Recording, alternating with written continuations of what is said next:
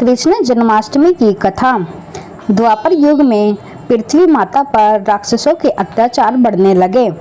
पृथ्वी माता गाय का रूप धारण कर अपनी व्यथा सुनाने के लिए तथा अपने उद्धार के लिए ब्रह्मा जी के पास गई। ब्रह्मा जी सब देवताओं को साथ लेकर पृथ्वी माता को विष्णु के पास क्षीर सागर में ले गए। उस समय भगवान विष्णु आनंद शैया पर शयन कर रहे थे। स्तुति करने पर भगवान की निद्रा भंग हो गई।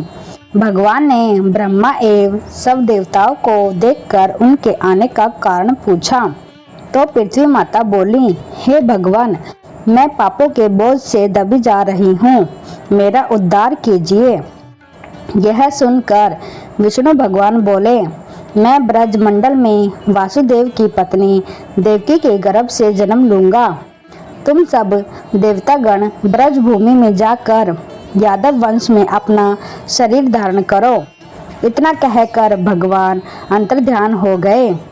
इसके पश्चात देवता ब्रजमंडल में आकर यदुकुल में नंद यशोदा तथा गोप गोपियों के रूप में पैदा हुए। द्वापर युग के अंत में मथुरा में उग्रसेन राजा राज्य करते थे। उग्रसेन के पुत्र का नाम कंस था।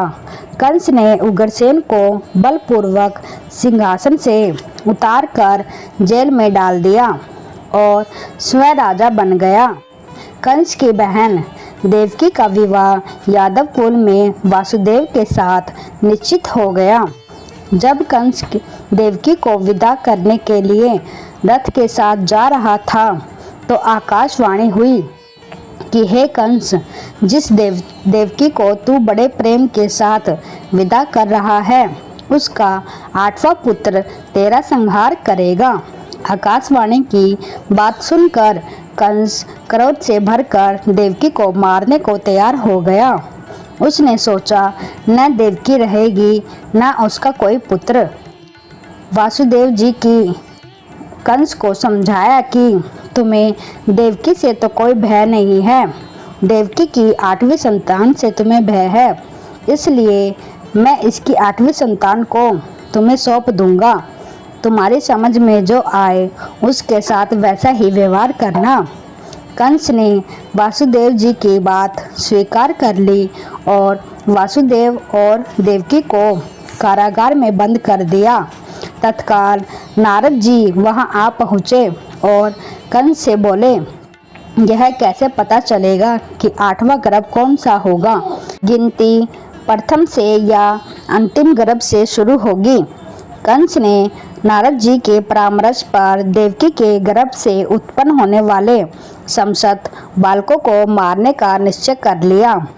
इस प्रकार एक एक करके कंस ने देवकी के 7 बालकों को निर्दयपूर्वक मार डाला। भाद्रपद के कृष्ण पक्ष की अष्टमी को रोहिणी नक्षत्र में श्री कृष्ण का जन्म हुआ।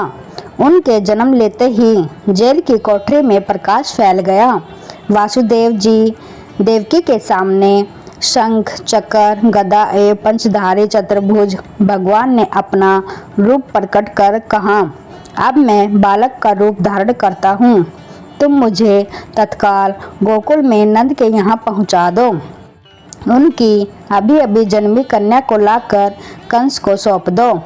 तत्काल वासुदेव जी की हथकड़ियाँ खुल गई, दरवाजे अपने आप खुल गए, पहरेदार सो गए। वासुदेव जी श्री कृष्ण को सूप में रखकर गोकुल को चल दिए। रास्ते में यमुना श्री कृष्ण के चरणों को स्पर्श करने के लिए बढ़ने लगी। भगवान ने अपने पैर लटका दिए। चरण छूने के बाद यमुना घट गई। वासुदेव यमुना को पार कर गोकुल में नंद के यहाँ आ गए। बालक कृष्ण को यशोदा के बगल में सुलाकर कन्या को लेकर वापस कंस के कारागार में आ गए। जेल के दरवाजे पूर्ववत बंद हो गए। वासुदेव जी के हाथों में हथकड़ियाँ पड़ गई। पहरेदार जाग गए। कन्या के रोने पर कंस को खबर दी गई। कंस ने कारागार में आकर कन्या को लेकर पत्थर पर पटक कर मारना चाहा, परंतु वह कंस के हाथ से छूटकर आकाश में उड़ गई और देवी का रूप धारण कर बोली, हे कंस, मुझे मारने से क्या लाभ है? तेरा शत्रु तो गोकुल में पहुंच चुका है। यह दृश्य देखकर कंस हतप्रभ और व्याकुल हो गया। कंस ने श्री कृष्ण को मारने के लिए अनेक दैत्य भेजे। श्री कृष्ण ने अपनी अलौकिक माया से सारे दैत्यों को मार डाला। बड़े होने पर कंस को मारकर उग्रसेन को राजगद्दी पर बैठाया।